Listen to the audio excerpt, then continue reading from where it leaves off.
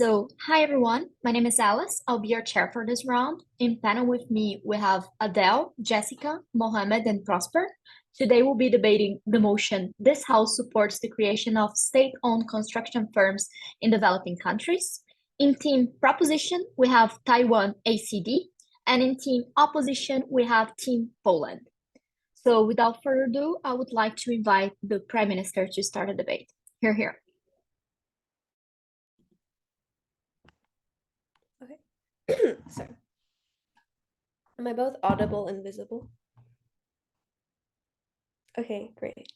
I go by she, her pronouns. I prefer verbal POIs.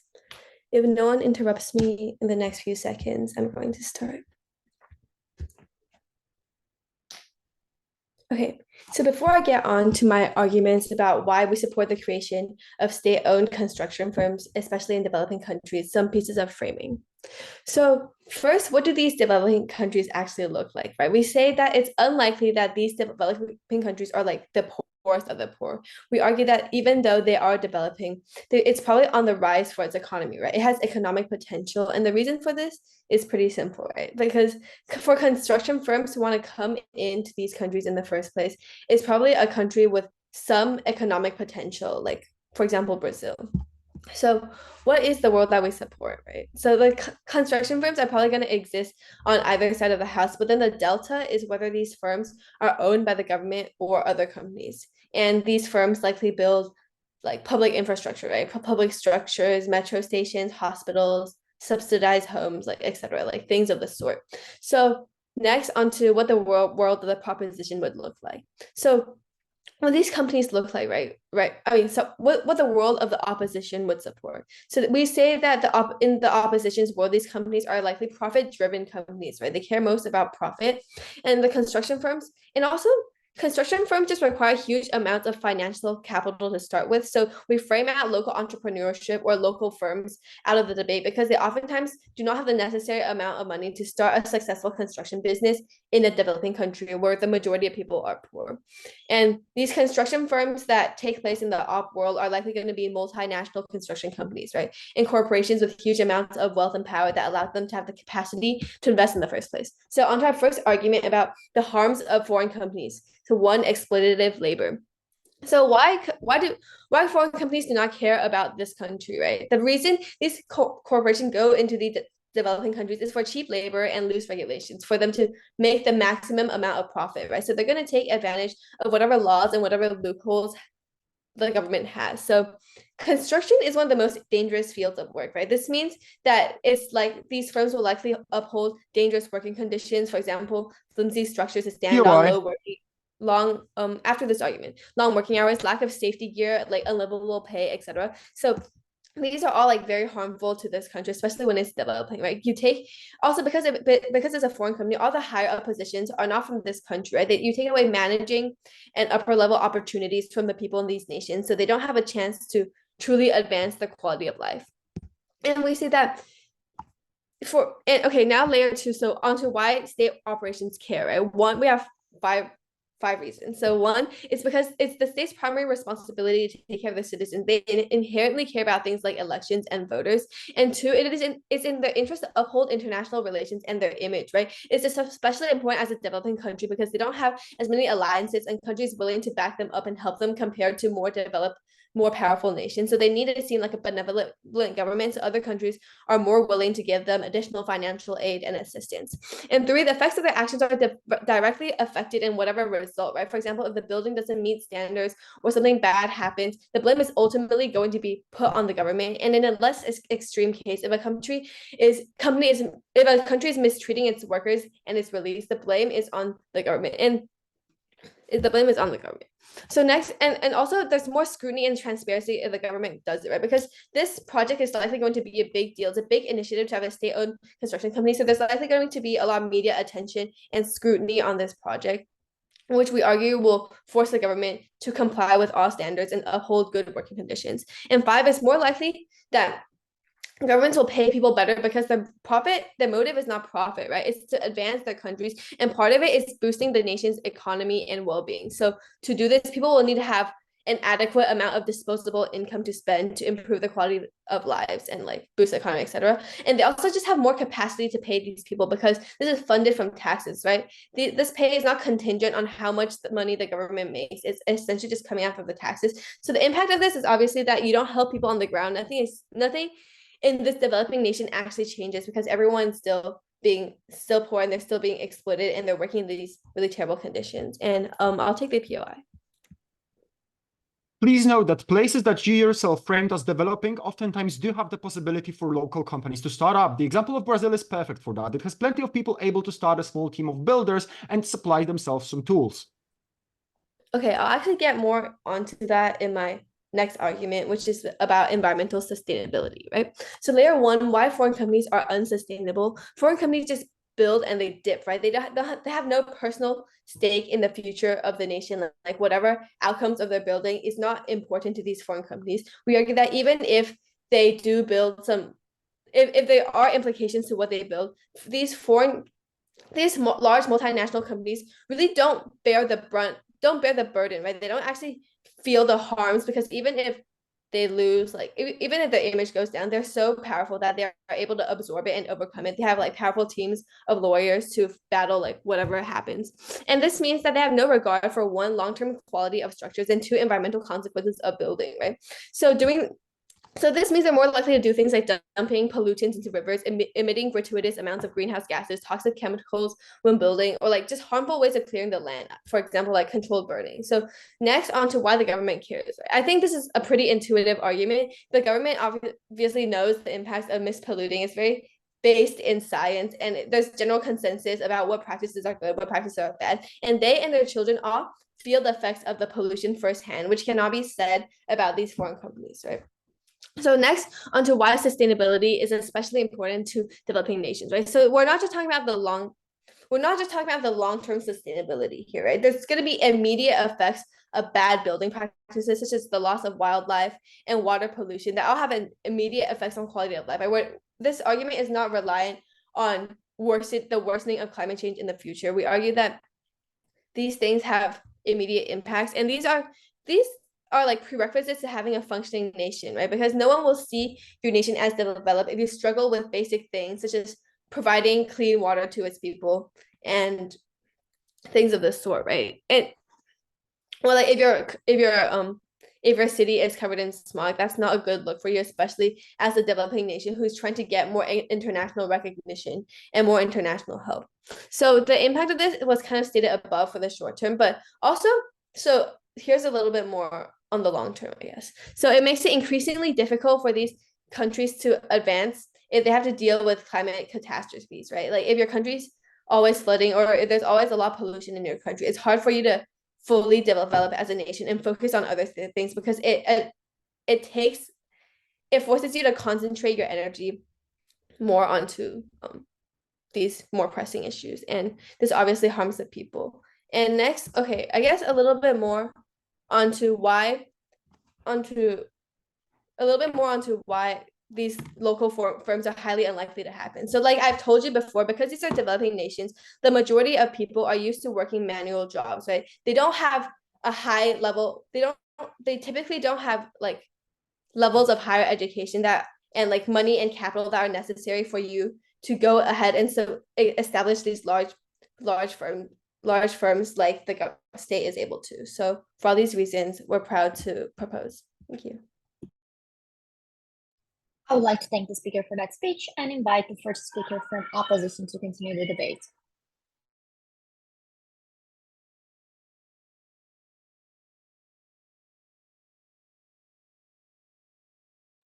Okay, so can you hear me well? Okay, so I would prefer my POIs asked on the chat. And I will start in 3, 2, 1. Dear panel, in big business, one does not rely on trust, but on risk. A well-working company exists because of efficiency is a prerequisite of its survival. a state-owned monopoly exists because the state simply said so. What the state cannot magically spawn, however, is quality, efficiency, and know-how, and that requires actual effort. So on our side, you will get three cases: lower efficiency, less accountability, and less factors for local companies to develop. But first, let's review some of the cases. First, the case of workers' rights. Dear panel, please note that in this country, we are also not that aware of the criteria choice. As I will develop later, these countries are actually not that transparent. These countries are not actually that well managed, and these countries often still struggle with fundamental structures or administration or governments or democracy. So we actually do not see the proper incentive of the country to actually take care of these rights. And we believe that this risk still exists as the country is not that well managed, still has limited resources, and we also do not believe that this country is actually that well transparent. For example, in the status quo when we had Qatar in the context of national championships. And we believe that when we have this one company that is state-owned, it can actually increase because the state has actually less responsibility, which we will develop in our argumentation. But let's go to the case. Notice that developing countries still develop their economical and political aspects. So as I said, they are often do not have that developed administration and do not have that well-developed management. And because of limited abilities in these aspects, they have limited resources, they have often limited financing, and they just often have a really tight budget. So what is important, these countries have problems with addressing some needs and problems as they have a big amount of things to take care of and a lot of needs, for example, economical, social, etc. So actually the amount of resources does not meet the actual needs of its citizens. So they often, for example, lack some know-how, some high-skilled labor force that would be able to manage projects on a really larger scale. So we would also like to agree on the fact that it does not change the fact that these countries develop themselves rapidly and have some economic and development potential. So also notice that these construction firms, they probably will build the needed infrastructure. We believe that both smaller, for example, housing, and bigger, like some bigger infrastructural projects in the country. So if they are state-owned, it is actually under the management of the state, which creates it and develops it and gets profit from it. So notice that on comparative, we believe that we have two biggest groups of construction firms. For example, the private ones which will probably develop more domestic constructions, more housing, etc., and more international firms who participate in bigger projects that exceed the possibilities of the smaller domestic firms. So let's go with our first case. We have lower efficiency and quality of the project. And why is that? Dear panel, please note what changes because of the fact that the company is state-owned. We believe that because of occurring administrative and management problems, we believe that it will also affect the management of these companies as they demand a lot of planning and bureaucracy actually. So we believe that management of this company would not be perfect and probably will have certain issues, making it less efficient than it could possibly be, which notice also impacts the projects they are building, because if the company is not well managed, it also impacts how it works and how it will actually conduct the given project. So also notice that these places are great for nepotism and corruption because they are often prestigious, high-paying jobs. And unfortunately, these kind of things, because of lack of significant administrative powers, often can develop in this kind of countries. So we believe that the public inventions are actually a perfect occasion for those governments to, for example, some corruption or launder the money, which we believe is not maybe that often, but it will also increase our impact in some cases. And please also note that it will take up a major piece of the country's attention. It is a big investment which needs a lot of control and also resources, which can lead to neglection to, for example, other programs. So we believe that it also causes that we focus on the development of the company itself rather than on the project, and the project is actually the main goal of the company, and the project is actually the thing that will benefit its citizens. So we believe that we just give a significant amount of attention to the company itself.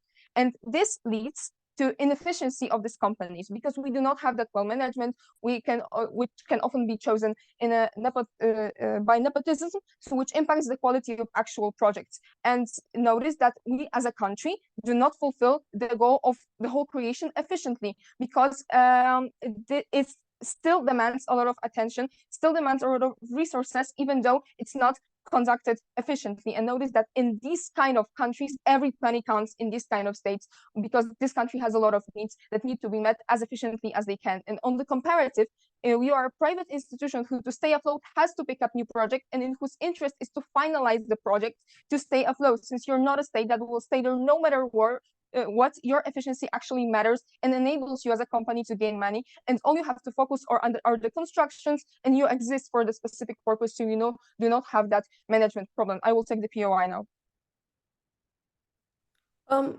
So why doesn't nepotism and like management inefficiencies exist in the world of private companies? Okay, but we believe that if you conduct it as a country, and where you have overall responsibility, and you do not have the mechanism to actually control the construction, as you are the one responsible for this, you have more incentive to actually conduct this, because nobody from outside will control you. And I will develop it right now, because note that in this case, the state pays itself. So the state is the main convener, which pays itself, which manages themselves and the work of its workers. So the public sector has actually little to no responsibility in this case, because notice that on comparative, government can actually check and control the company on what is the progress, does the investment fit in the budget, and how is it all managed, as they have more incentive for that, because they give their resources to conduct something. And notice that in this world, in the world of proposition, the government with state-owned company, we have less responsibility, because as a private sector, you have to work for the PR, you have to fight for the projects to invest in, and work on how it will actually function to work as a company and to finalize your projects. But public sector is above that, because no matter if they delay the process, if they will go over the budget, intentionally probably prolonging the project for some profits, which as I said, is all more likely to happen because of possible management issues and less outside control, because they will just overall face no consequences, because they will not get some bad PR, and they will still function as a company, because people in charge will still remain their positions, will get no consequences, and they don't really have to stress about if they will execute it well and get paid in time, as they are self-checking themselves, so they have less incentive to actually control the quality. So we overall have this less responsibility. And on the comparative, as a private company, you have to actually gain the trust of people to employ you and get the job that you need to stay afloat as a company. So notice that overall, we have lower incentive of the company to actually execute it well. So it makes the impact of lower quality of projects even more significant in this debate, and it makes it even more likely to happen. And we also have increased risk of inefficient users of resources, both for the project itself as the whole creation of the company, which is highly important in countries like this, because every penny counts for the needs of its citizens. Thank you. I would like to thank the speaker for that speech, and remind all speakers to please be mindful of POI preferences, and invite the second speaker from proposition to continue the debate. Just checking that I'm visible and audible.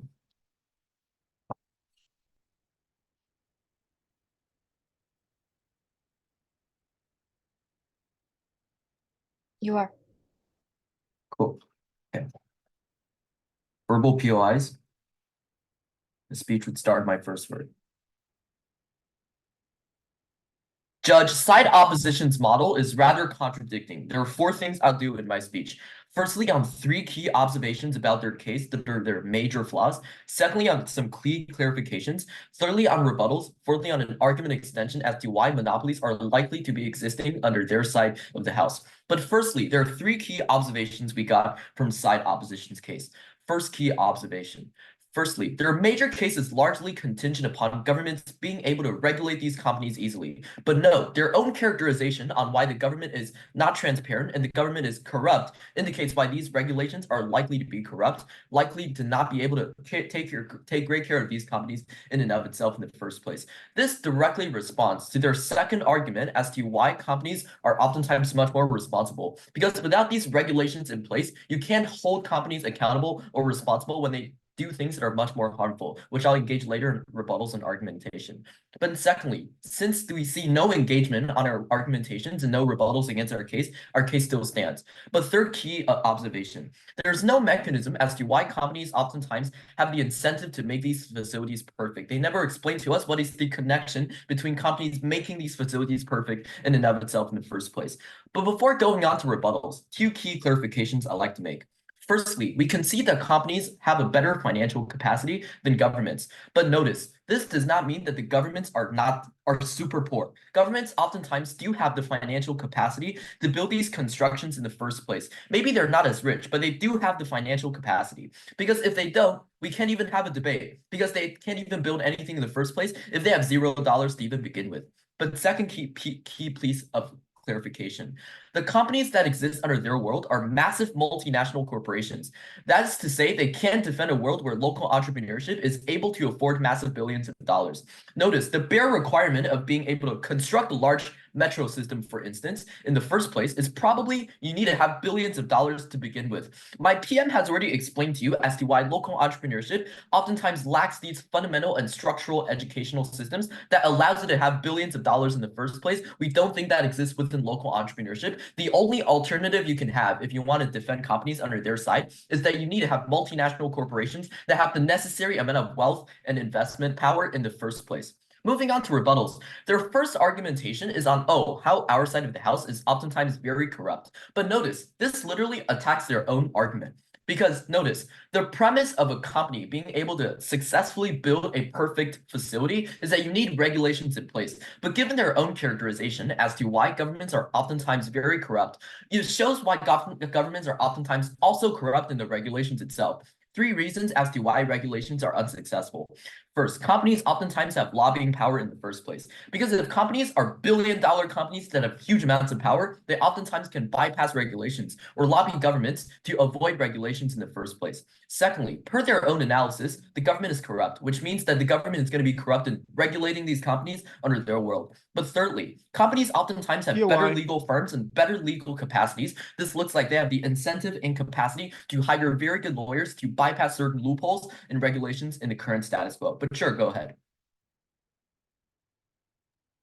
Most construction will not interest multinational companies, especially if they are paid in a weaker currency and also have bigger costs than local companies due to having to work outside of a well-known supply chain. Under that premise, then, you have to concede that the premise, notice, their argumentation is that governments do not have the financial capacity to do so. But notice, the local entrepreneurship oftentimes do not also have the financial capacity to build these things in the first place. So if they want to argue to you that local entrepreneurship is the case under their side, then they have to concede that the financial capacity to build quality things under their side is oftentimes very compromised, because you don't have the power of a multinational corporation to build things that multinational corporations are able to afford, which means that this basically means local entrepreneurship, if not anything, is even worse on a financial capacity level than governments. Not sure what side opposition is trying to get out of there. But notice, we already explained to you from PM as to why corruption is less likely going to exist on our side. Because we told you from the very start, when literally the building is going to collapse, governments, even if they want to be corrupt, they can't be corrupt, because they can't hide the fact that they want to be corrupt. Because if a building falls, they literally get exposed as being corrupt. The premise of corruption for governments is they have to be able to hide the corruption in the first place.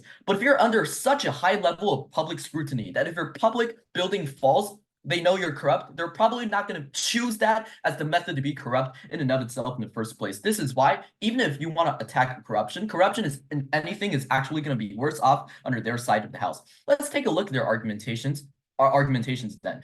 They argue that state-owned companies do not have the capacity to invest in huge products. But notice, local entrepreneurship does not even have the capacity in and of itself in the first place to do so. They have to concede. But secondly, governments oftentimes do actually have the capacity and incentive, because firstly, if they build things like bridges, and more people are going to use the bridge for commuting to jobs, then presumably you're able to increase the level of the economy, or improve the economy, because people then are able to use these infrastructures for improving the economy in the future, which then accounts for the cost that you have, or the financial capacity. You're then able to improve the economy under our side. This is exclusive on our side, because companies do not care about the country's overall economy in the first place.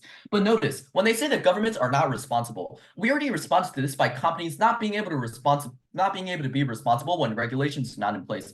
But this is rather contradictory because governments oftentimes do care about their own land. They have an inherent incentive to get elected in the first place. They don't want their people actively hating on their political party so that they don't get elected. They oftentimes have an incentive in and of itself in the first place to take care of their land in the first place. But now, moving on to my argument extension as to why you oftentimes create monopolies by allowing foreign companies to come in. Notice, what is the first layer? Monopolies are likely to exist because, firstly, there's a low barrier of entry. There's a low number of companies that have billions of dollars in and of itself in the first place that are able to enter the industry in the first place. Companies do not want to compete. Notice, the second reason is that companies do not want to compete against this massive, huge MNC coming into the nation because they know that they can't outcompete that. All these reasons contribute as to why there's a legitimate possibility that companies would be the isolated and the number one or the only company in the industry dominating the entire economic industry. Notice, also per their analysis that governments are oftentimes very corrupt, the regulations are unable to take care or regulate the monopoly itself. These contribute to the fact that monopolies are a huge possibility. What are the impacts of monopolies then? You actually encourage very high prices and very low quality. Notice this argument directly clashes with their entire claim, which is that, oh, companies have an incentive to keep, or companies have an incentive and capacity to keep these infrastructure very good. Because notice, once you allow a monopoly to come in, you basically only entrench yourself in this situation. You can't take yourself out of a monopoly because a monopoly is so dominant, they control everything in the economic industry. Notice, they set very high prices and very low quality. And because you don't have a particular market cap share, companies oftentimes know they're the one in power and they exploit the people within the status quo. The comparative then is governments oftentimes, A, do care about the people, they want to get reelected, they're oftentimes not going to be monopolized, but B, they oftentimes care about things like commuting or the convenience at which you can use public transportation, because this directly impacts the level of economy that you have. Because governments inherently do care about the economy on the national level. If you want to improve the economy, you need things like public transportation to be efficient and highly accessible. Monopolies make the exact opposite of this. For these reasons, I'm so proud to propose the motion. Thank you. I would like to thank the speaker for that speech and call upon the second member from opposition.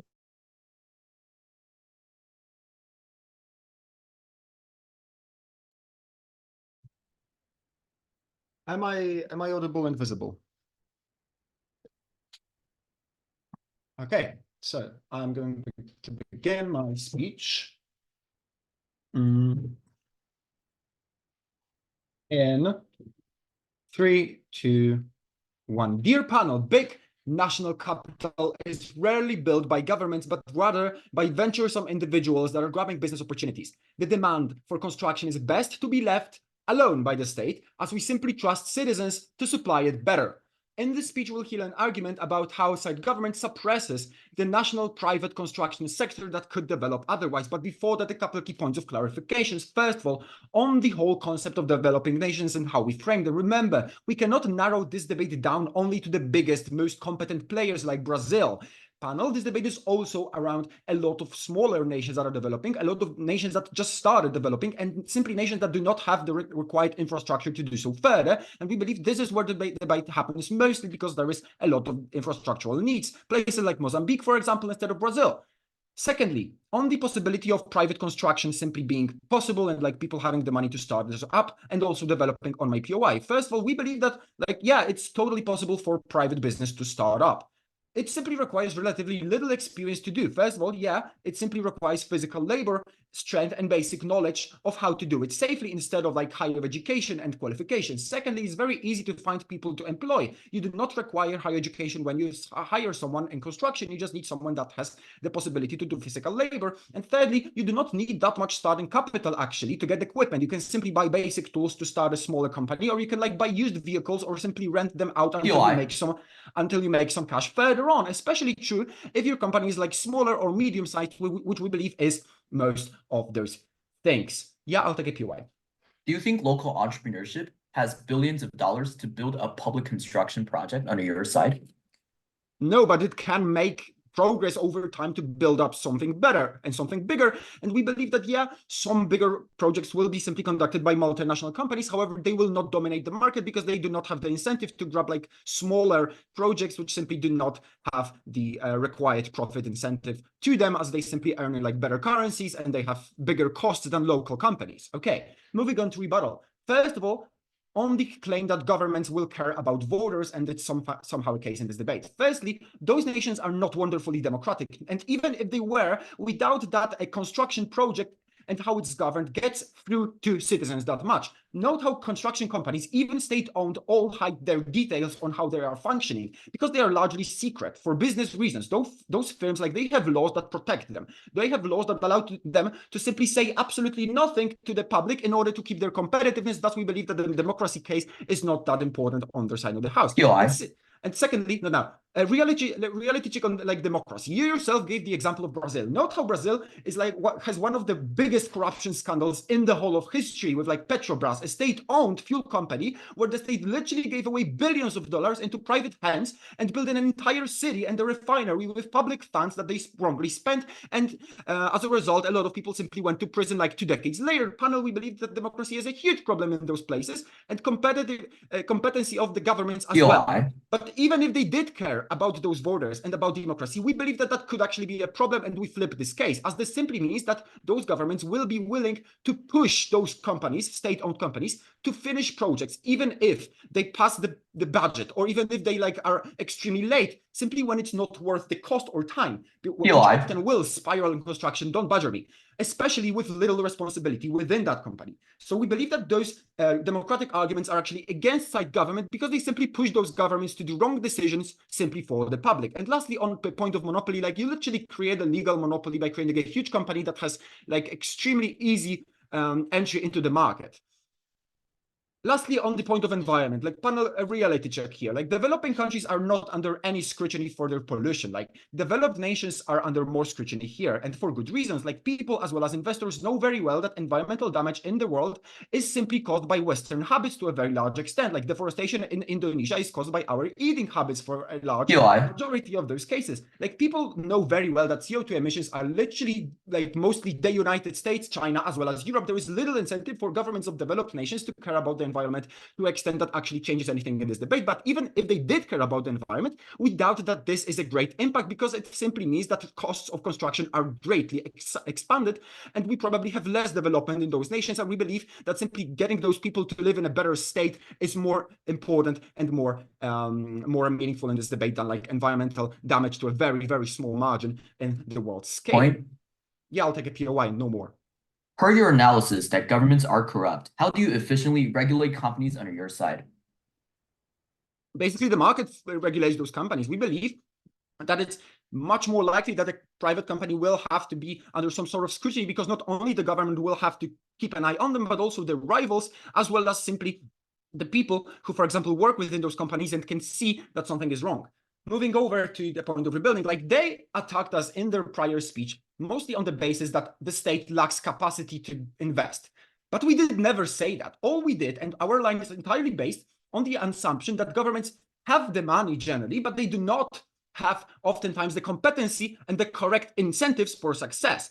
We simply said that they need to be extremely cautious with spending, not that they should not spend at all or that they cannot spend, because they simply have less disposable income, and failed investments are a big problem. So your attack wasted you a few minutes, really bad on strategy, completely missed the point. Moving over to my argumentation. Setting up a national construction company makes it simply excessively difficult to start up construction business by citizens. On the argument, on the analysis I already provided on why it's likely that citizens will have the possibility to start up new companies.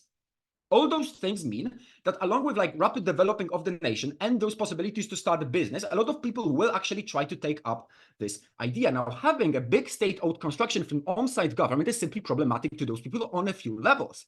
First of all, it simply collects large amounts of the labor force like under this single company, making it much less accessible for smaller business people to employ people that they would like. Secondly, it simply gets a lot of contracts for construction as they simply do not have to compete under the very same market rules because they are not threatened by bankruptcy or like financial difficulties because they are subsidized by the government, and the government will not let that company go bankrupt for political and economic reasons. And thirdly, it simply makes the entry level into the business much higher, as it will be likely much more expensive to actually buy equipment or licensing to do construction because the competition will be offering much greater prices from the side of this state-owned company. And as a result, we believe that we get a very mediocre monopolistic company that is state-owned and blocks actual potential that is lying within the state's population. Now, this firstly just makes it difficult for a lot of people to make a social advance in the state by getting into business and actually earning some money.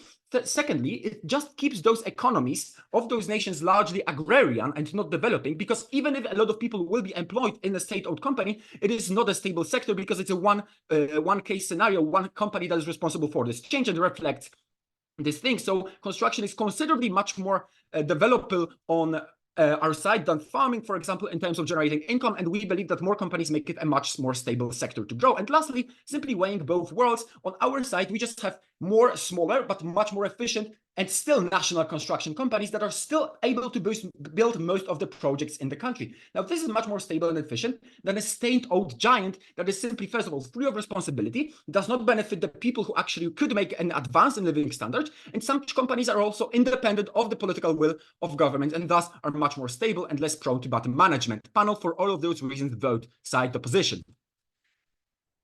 I would like to thank the speaker for that speech and call upon the third member from proposition to continue the debate.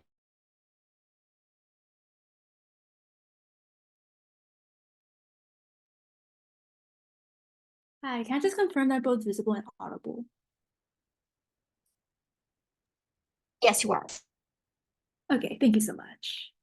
Just give me 1 second.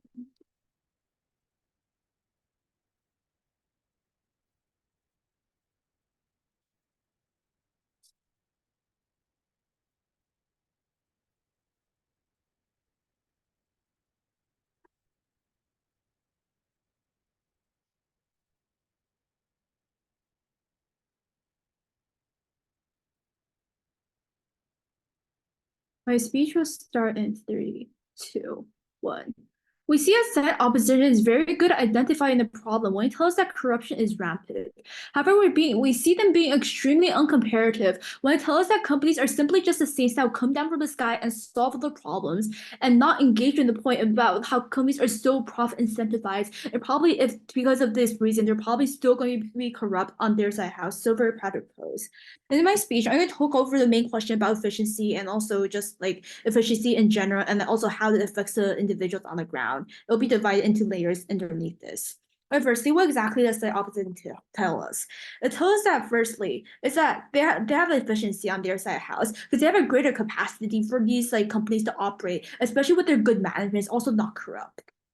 But firstly, just to respond to the corruption point, I feel like it's simply unfair for side opposition to just come up here and tell us that all these developing countries are so corrupt and use that as their main push. Because like, if we see that it's actually not as corrupt as they compare it to, then we see all their benefits and all of the harms they talk about are going to be marginal. However, secondly, is that we already told you down the bench, there are already like scrutiny, also checks and balances systems that already exist within society because people already fear corruption in general.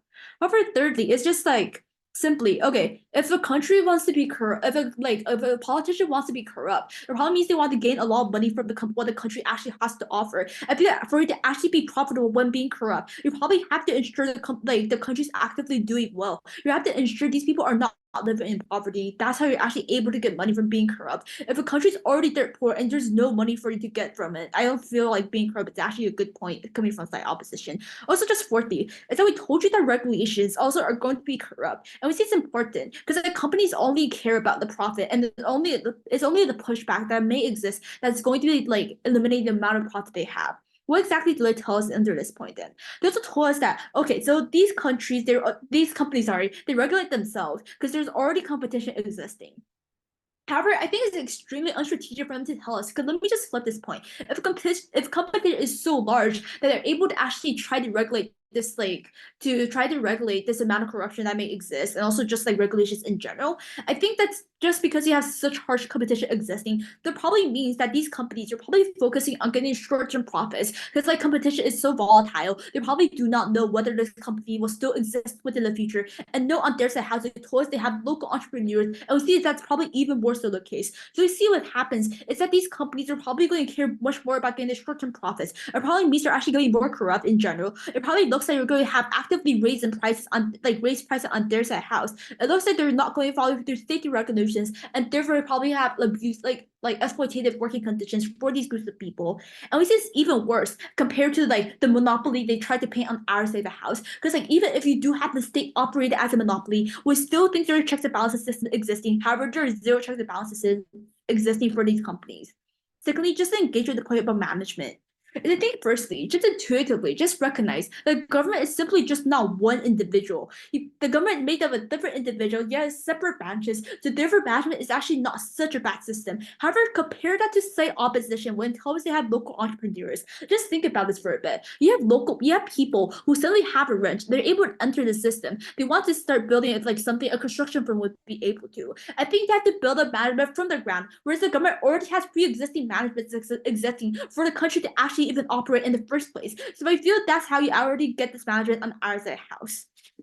Also, lastly, just to respond to the point about blocking on jobs and also just higher entry, I feel firstly, it's just it takes more than having the person just carrying a wrench for to actually start a construction project, for to actually be able to continue it, and for you to actually be able to complete it, for you to actually have massive benefits for society. You simply do need the expertise for it. It's not as if you just simply get the tools and you're able to do so, because such large scale work, it takes a long period of time for you to actually complete it. Also, secondly, it's just we're simply not blocking out jobs. If everything it takes is just simply for you to actually have the tools, I think that just makes the system much more efficient on state proposition. Because you actually have these government-owned, the state-owned construction firms. You're probably more able to hire people from the ground. You're able to hire your average citizens. So therefore, it looks like you're actually actively giving them employment. It actually looks like you have active call out for these companies, for the governments, if they're actually being so corrupt as the opposition wants to claim. Because that probably means you have people working within the system to actually identify these points of corruption.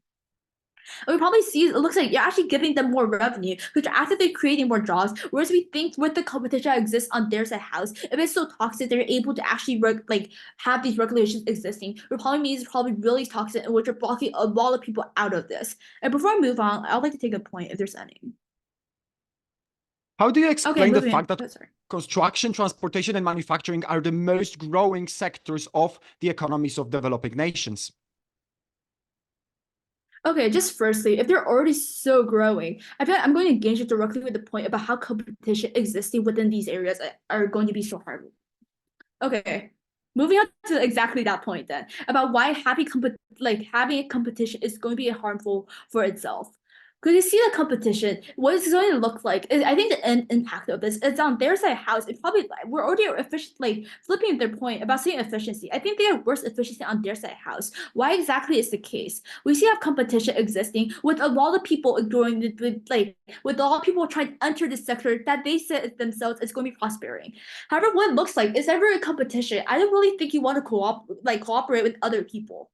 Because it looks like you're trying to still get the profit, especially with the growing sector. So what you see on their side house, which at the end of the day is probably just extremely inconvenient, also inefficient system. It looks like you probably have disconnected, for example, railway systems, in which you have to stop at a station, you have to walk 10 minutes to reach another system, and you actually continue riding the railroad. And I think the government actually prevents an our side house because when you only have one person building it, you're probably ensuring that it's all efficiently done within one system. And you actually really care about this because you actually want the government, you actually want the votes from the citizens. And we see it secondly, is that I feel like if we're talking about why it's such a prosperous sector and there's such an inherent competition, it probably means the end cost is nobody's collaborating, and the end cost is probably still going to be high on your side house. And I think on their side house, you're probably going to charge more for one single ticket. You're probably going to limit the people who are able to get on your public transportation. Because so what I see what you get at the end of the day, it's probably just a what you get at the end of the day, it's going to be really high cost and an inefficient system, which is not going to be accessible to the average individual on the ground.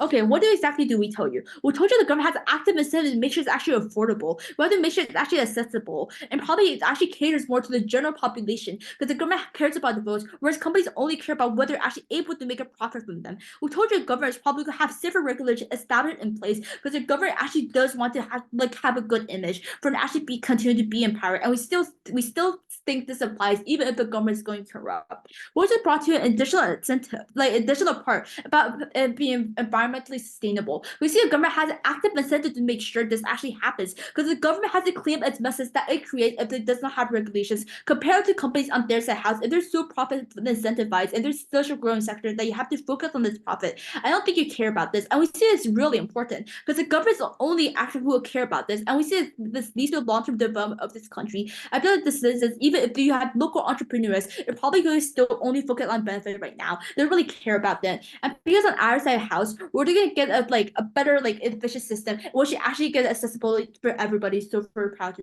propose. I'd like to thank the speaker for that speech and call upon the third member from opposition team.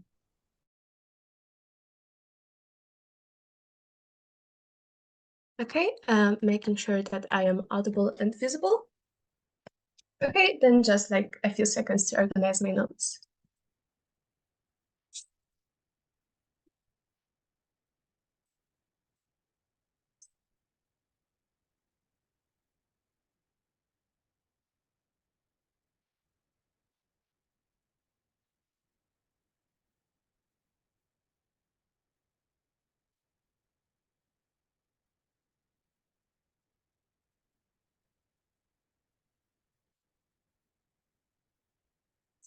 Okay, I will be taking, I'll prepare my POIs to be asked audibly. And I will be starting my speech in 3, 2, 1. Dear panel, side government seemingly caring about the people wants to leave them in the hands of their own country with little to no social scrutiny, just assuming that every country that we talk about in this debate operates on a democratic Western model that they have in mind. Okay, in this speech, firstly, a quick clarification about the domestic construction firms with whom the side of proposition never engaged throughout this debate, and then I will move on to the main clashes of this debate. As it was stated in our first speech, why we believe that private domestic construction firms actually get a lot of projects in the status quo, because we believe that those are the firms that get prioritized to do the most of the work in the country, the most that they can, because every state and every citizen of the state wants to support its own economy. And with those firms paying domestic taxes, it simply boosts the country's capital. So those are probably the firms that are contracted first where there's a new job, and they more often win in, for example, construction bidding, etc.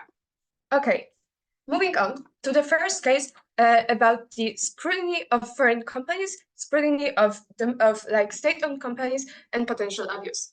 Okay, dear panel, please notice that in comparison with public state-owned companies, the foreign companies that state proposition wants to talk about, they are actually employed. They can be chosen for the next time, for the next project, or they can not be chosen.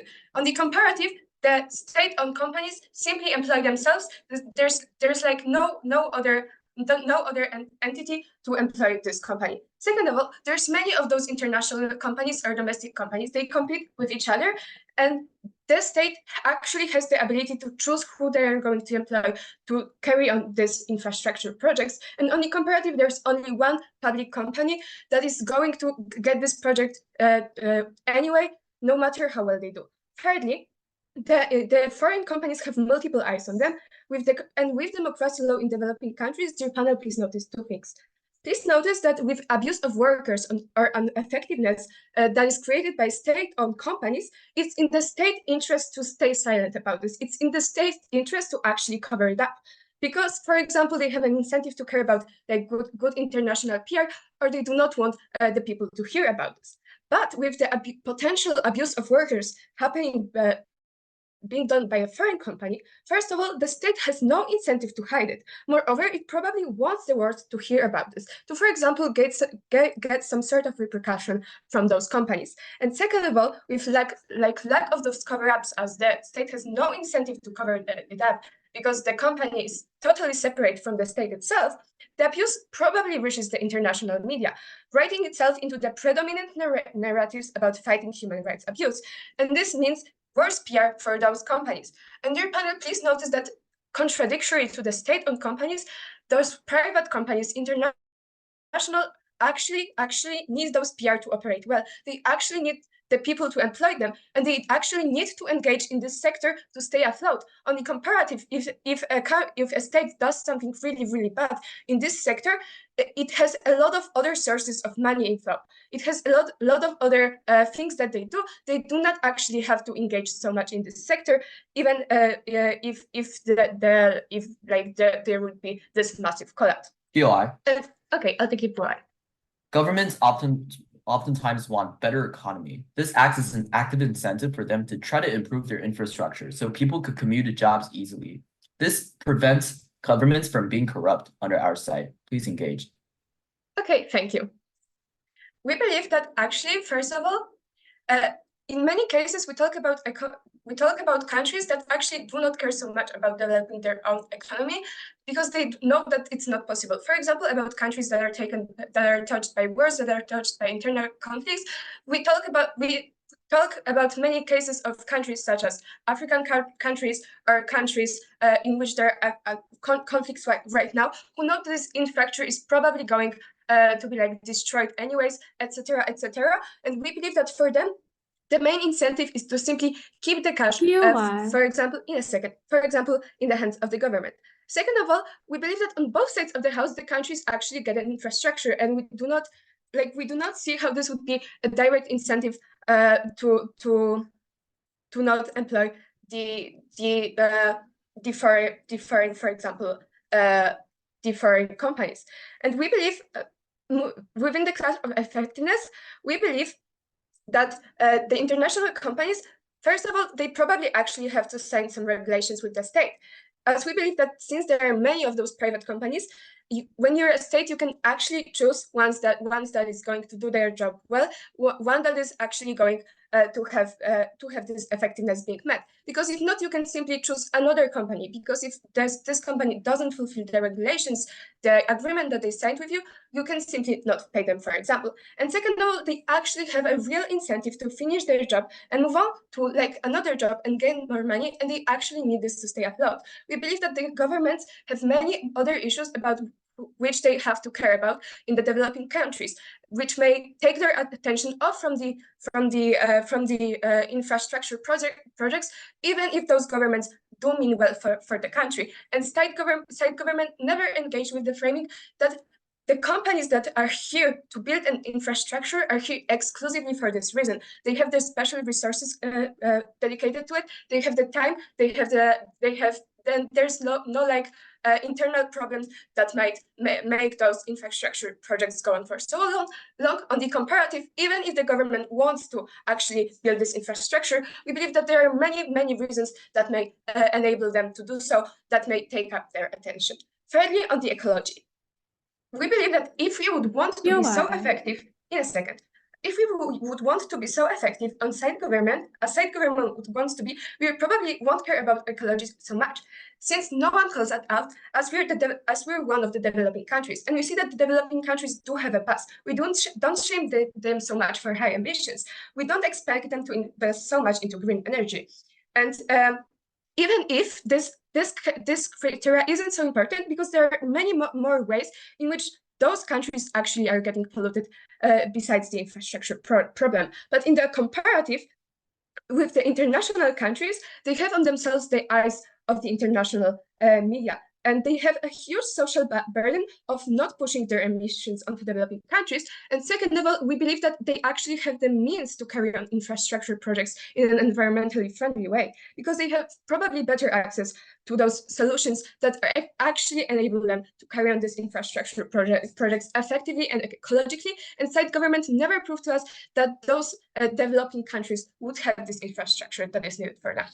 Okay, so at the end of this round, we additionally see that on our side of the house, you get you get the argument from giving the economy in the hands of people. And we additionally believe that even if they work for international companies, it's actually better for them because there's more social scrutiny, and they also earn in a foreign currency, probably getting better wages.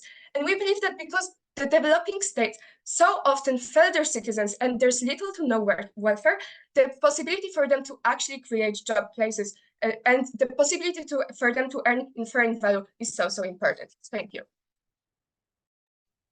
I would like to thank the speaker for that speech and call upon the reply from opposition team.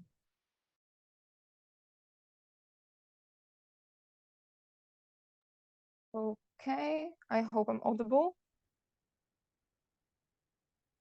Okay. So I will start in 3, 2, 1. Dear panel, the side proposition is often stretching our points and claims, giving significant attention to the refutation that does not concern our cases directly, which we pointed out throughout our speech, which makes us also much closer with the engagement of the team. Please notice how they often take our worst case. So, for example, we mentioned on the speech that often these countries may be somehow associated with corruption, etc. But notice that it is not the only fundament of our cases. We have our cases on, for example, management issues, limited resources, not so well working administrative. So please notice that our cases rely on much more fundamental and universal values of the developing countries and not just the worst case that the proposition is taking to refute our points.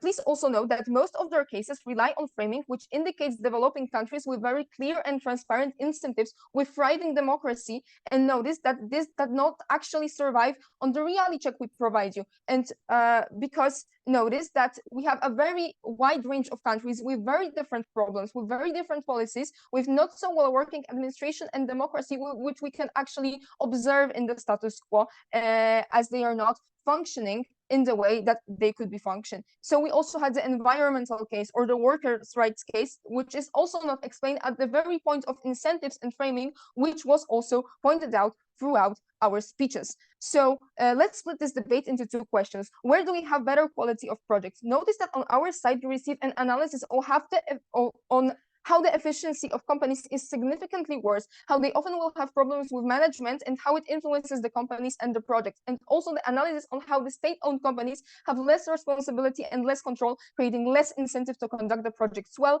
as there is no one who actually controls them. And how on our side, you have better prospering companies with more precise goals, with better incentives to work efficiently, as they are being controlled by the states and by the people. And on their side, they tell us that a country, we have, for example, more resources, which is highly mitigated, as on the reality check, we are not that sure about the fact that the country, a developing country, has enough resources. As we have told you, they are often very, very limited and do not address all the needs. And the second question, where do we have better development? Notice that on our side, we provide you analysis on why the state-owned company will create a monopoly, making the market much less favorable conditions for the local companies in the country, which blocks development of the actual potential of the country that could actually strengthen the economy and the actual companies created by citizens and with employed citizens, because it makes significantly harder for them to get into business and make a social advance, and also limits companies that have actual incentive and that actually could conduct the projects efficiently, which creates better infrastructure for citizens